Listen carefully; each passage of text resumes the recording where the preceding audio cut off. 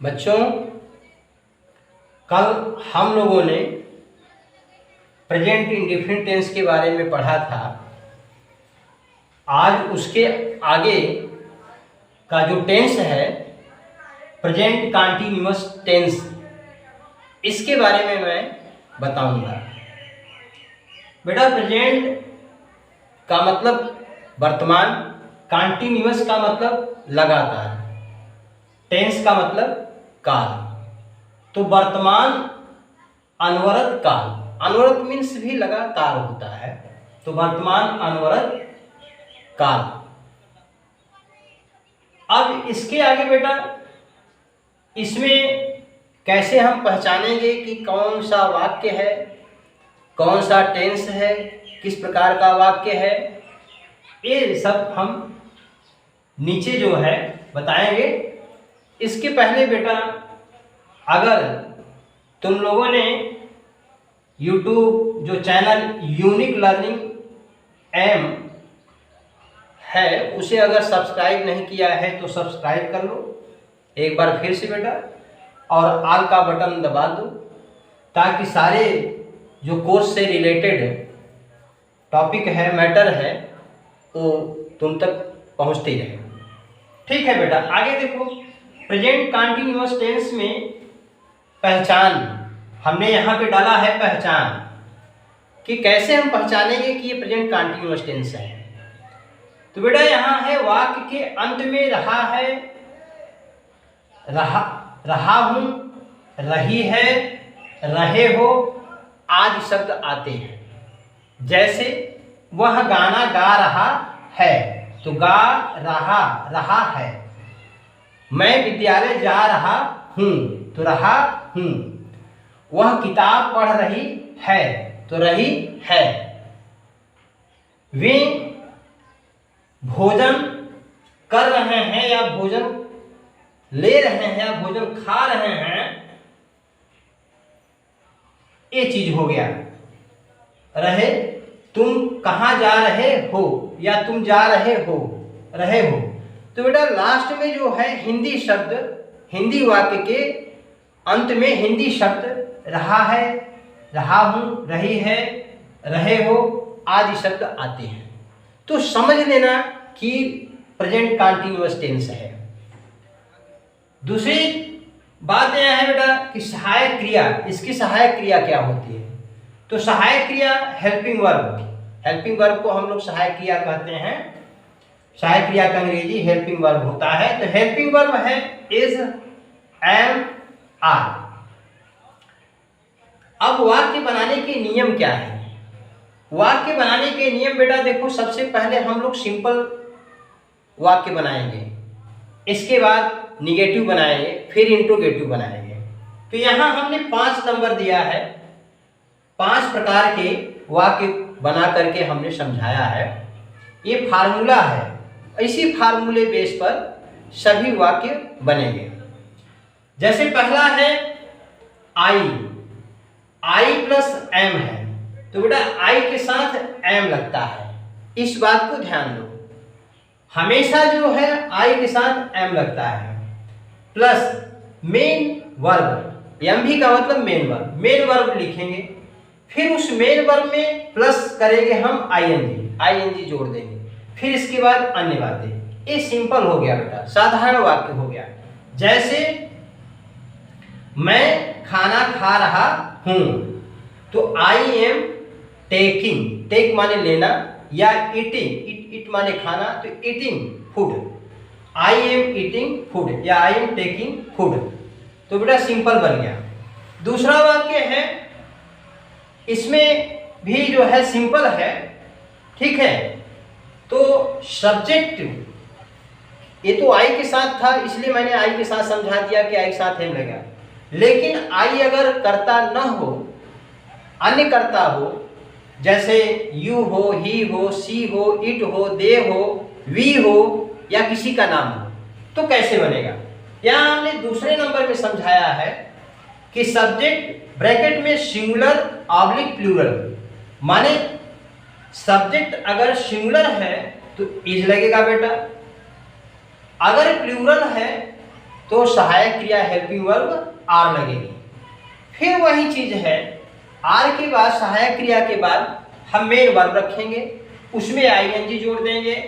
फिर इसके बाद अन्य जो बातें हैं उसको हम लिखेंगे, जैसे मैं उसे या वह उसे पीट रहा है, वह उसे पीट रहा है। तो सब्जेक्ट सिंगुलर है, वह जो है थर्ड पर्सन का करता है, मैंने पहले बता दिया था। तो ही इज हो जाएगा बेटा, ही इज।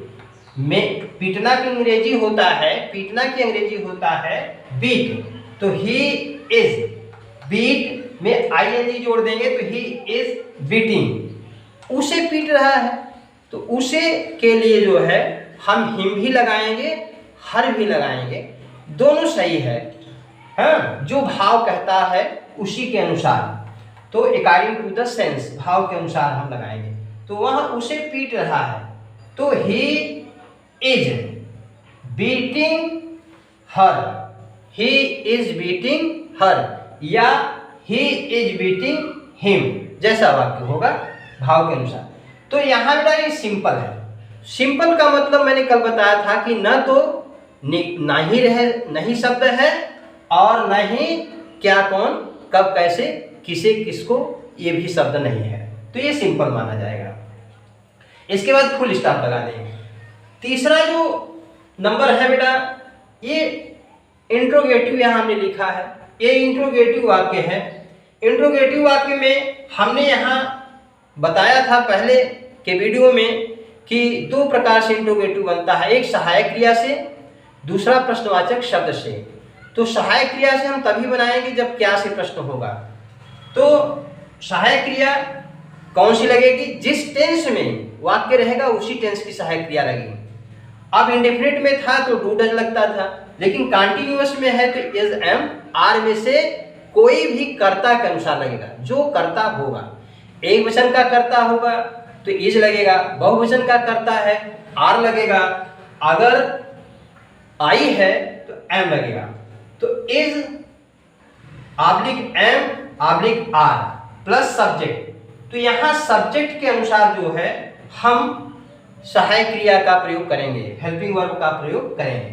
तो फिर सहायक क्रिया, फिर सब्जेक्ट, फिर इसके बाद हम नॉट लिखेंगे, फिर इसके बाद हम मेन वर्ब लिखेंगे, मेन वर्ब में आईएनजी जोड़ देंगे, फिर इसके बाद जो भी होगा उसको हम लिखेंगे।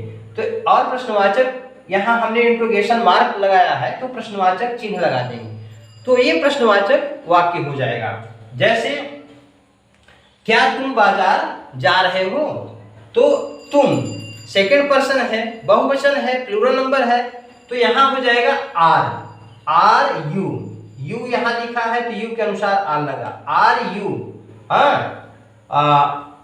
नहीं जा रहे हो तो are you not going to the market, ये हो गया बेटा। अब जैसे क्या वह भोजन पका रही है, तो वह स्त्रीलिंग के लिए सी लगता है और ये थर्ड पर्सन एक वचन है, तो यहाँ पर इज का प्रयोग करेंगे, इज शी। हाँ, नॉट नहीं है तो मत लगाओ, इज सी कुकिंग फूड, ठीक है बेटा, ये हो गया। अब हमने बताया था, चौथा नंबर पर हमने बताया है कि जो प्रश्नवाचक शब्द हैं उनसे हम कैसे बनाते हैं। तो बेटा जब प्रश्नवाचक शब्द बीच में रहेगा तो सबसे पहले हम उसकी अंग्रेजी लिखते हैं। जैसे तुम क्या कर रहे हो तो व्हाट लिख देंगे, ठीक है।